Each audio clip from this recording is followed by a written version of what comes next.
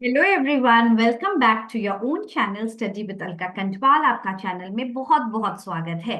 तो जो चैनल में पहली बार आ रहे हैं उनके लिए एक brief introduction. I am Alka Kantwal. The channel is an educational channel. अगर आप कॉम्पिटिटिव एग्जाम्स की तैयारी कर रहे हैं और पर्टिकुलरली कंप्यूटर साइंस, मैथ्स और हिंदी, इंग्लिश में सेशंस चाहते हैं तो जाके प्लेलिस्ट को चेकआउट कीजिए। और अगर आपको समझ में आ रहा है तो लाइक, शेयर और सब्सक्राइब करने में किस बात की है देरी।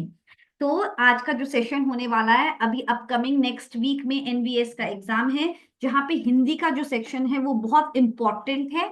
तो हिंदी के लिए इस हफ्ते बहुत इंपॉर्टेंट सेशंस आने वाले हैं। तो उसमें से ही जो एक इम्पॉर्टेंट टॉपिक है वाक्यांश के लिए एक शब्द, उसका कुछ जो इम्पोर्टेंट एग्जाम में आते हैं वो मैंने बना लिया है और आज उसी को डिस्कस करते हैं।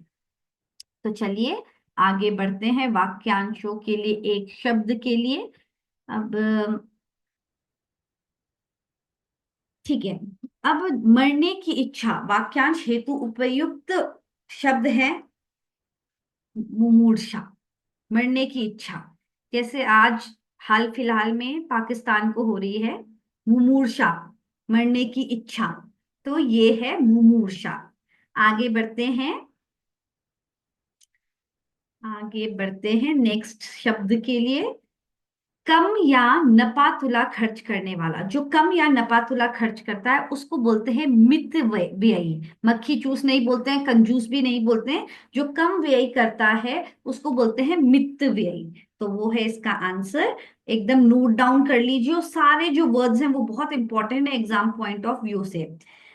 किम वंदंती शब्द हेतु उपयुक्त वाक्यांश क्या है? जो बात लोगों द्वारा कही गई हो, इसको बोलते हैं किम वंदंती।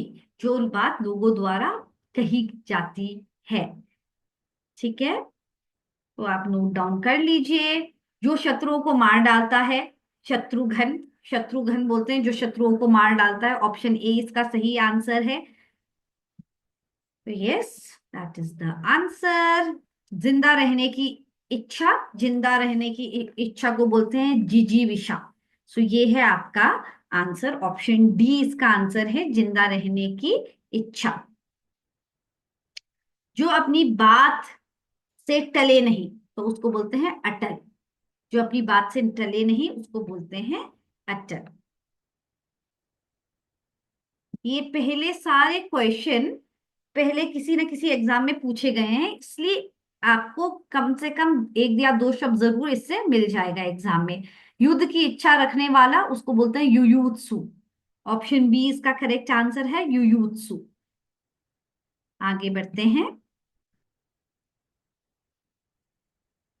जो कुछ न जानता हो, जो कुछ न जानता है उसको बोलते हैं अज्ञ।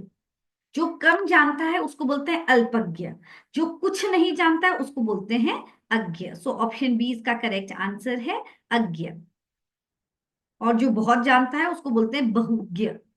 अब है किसी बात के मर्म को जानने वाला, इसको बोलते हैं मर्मज्ञ।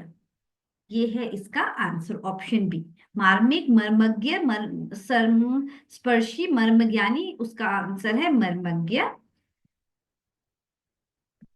मिताहारी शब्द के लिए वाक्यांश का चयन कीजिए। उपवास करने वाला, कम भोजन करने वाला। हाँ, तो मिताहारी मतलब कम भोजन करने वाला, उसको बोलते हैं मितहारी। जैसे मित व्ययी था वैसे ही मितहारी कम भोजन करने वाला। अगोचर शब्द के लिए उचित वाक्यांश क्या होगा? जिसका अनुभव इंद्रियों को ना हो उसको बोलते हैं अगोचर। हाँ जी, इसका आंसर है जिसका अनुभव इंद्रियों को ना हो उसको बोलते हैं अगोचर। तो ये है उसका सही आंसर। जो किए गए उपकारों को मानता हो, जो मानता है उसको बोलते हैं कृतज्ञ। और अगर क्वेश्चन में आता कि जो दिए गए उपकारों को न मानता हो तो उसको बोलते हैं कृतघ्न। तो वो है उसका आंसर। तो यहाँ पे मानता हो तो इसलिए उसका आंसर है कृतज्ञ। आवश्यकता से अधिक धन संपत्ति एकत्र न करना, तो जितना चाहिए उतना ही एकत्र करना, आवश्यकता से अधिक नहीं करना, उसको बोलते हैं अपरिग्रह। ऑप्शन बी इसका सही आंसर होगा, अपरिग्रह। जो कि आवश्यकता से अधिक धन संपत्ति एकत्र न करना को कहा जाता है। किसी के पास रखी गई दूसरे की वस्तु, तो अगर किसी के पास रखी गई दूसरे की वस्तु है उसको बोलते हैं धरोहर। ऑप्शन बी इसका करेक्ट आंसर है, धरोहर। ओके। किसी टूटी फूटी इमारत या बस्ती का बचा हुआ अंश उसको क्या बोलते हैं? भग्न, खंडित, खंडिताकार या भग्नावशेष। तो इसको बोलते हैं भग्नावशेष। ये है इसका सही आंसर, ऑप्शन डी। किसी टूटी फूटी इमारत या बस्ती का टूटा बचा हुआ अंश को बोलते हैं भग्नावशेष। जिसको थोड़ा ज्ञान हो, मैंने बोला था आपको ऑलरेडी, अल्पज्ञ। जिसको थोड़ा ज्ञान हो और जिसको न ज्ञान हो उसको अज्ञ बोलते हैं।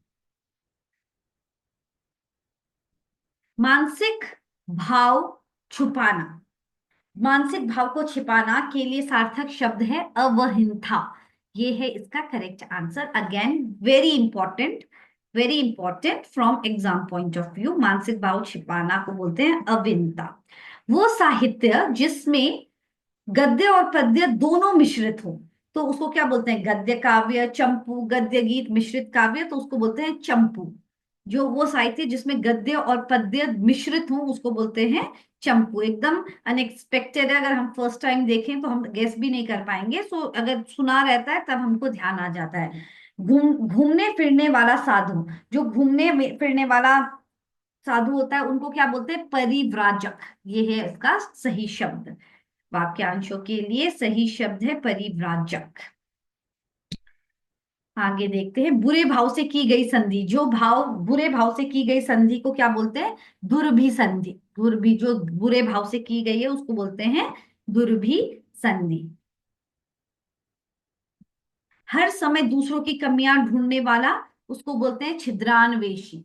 जो हमेशा दूसरों की कमियां ढूंढता है उसको बोलते हैं छिद्रान्वेषी। वो है इसका सही आंसर। दक्षिण और पश्चिम के बीच की दिशा को बोलते हैं नैऋत्य। नैऋत्य, तो ये है इसका करेक्ट आंसर। दक्षिण और पश्चिम के बीच की दिशा को बोलते हैं नैऋत्य। वो आग जो जंगल में लगती हो, जो जंगल में लगती हो उसको बोलते हैं दावाग्न।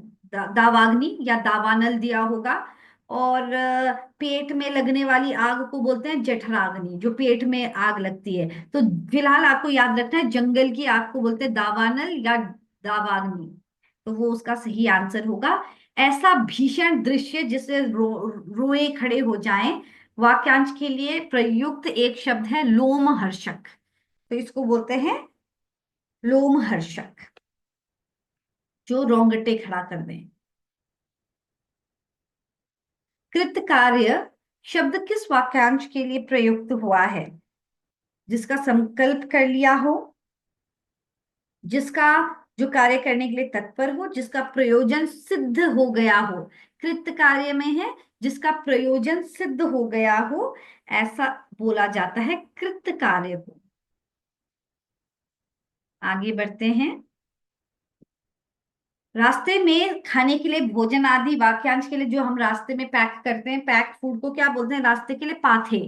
अगर जो हम लोग ट्रैवल करते हैं उसके लिए जो खाना पैक करते हैं उसको बोलते हैं पाथे।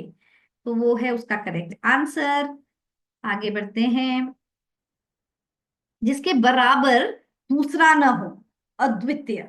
अद्वितीय बोलते हैं जिसके बराबर दूसरा कोई ना हो, उसको बोला जाता है अद्वितीय। त्रिकालदर्शी, जो तीनों लोकों के, तीनों नहीं, तीनों कालों के बारे में जानता हो, तीनों लोकों के बारे में, जो जो तीन कालों में जीवित रहे। तो त्रिकालदर्शी मतलब जो तीनों कालों के बारे में जानता हो। ऑप्शन बी इसका सही आंसर होगा, जो तीनों कालों के बारे में जानता हो, त्रिकालदर्शी। जो प्रागैतिहासिक शब्द निम्न में से किस वाक्यांश के लिए प्रयुक्त किया गया? अति प्राचीन इतिहास, लिपिबद्ध इतिहास, ज्ञात इतिहास से पूर्व का समय, जिस इतिहास के प्रमाण हो। तो ज्ञात इतिहास के से पूर्व का समय जो होता है उसको बोलते हैं प्रागैतिहासिक। तो ये हैं आपके इंपॉर्टेंट वर्ड्स। हाँ, इसमें से ये भी है कि आदि से लेकर अंत तक उसको बोलते हैं आद्योपांत। ऑप्शन ए है इसका करेक्ट आंसर, आदि से लेकर अंत तक आद्योपांत। तो ये आपके इंपॉर्टेंट वर्ड्स हैं, आपको जरूर इसमें से कोई ना कोई शब्द जरूर मिलेगा एग्जाम में। और दूसरा आपका जो इंपॉर्टेंट पर्यायवाची है, इंपॉर्टेंट विलोम है, तो वो उसके भी सेशंस इसी हफ्ते अपलोड हो जाएंगे। तो आप चैनल से जरूर बने रहिए और बिल्कुल भी लाइक शेयर और सब्सक्राइब करना बिल्कुल भी ना भूलें। Thank you everyone and God bless. Bye bye. Take care.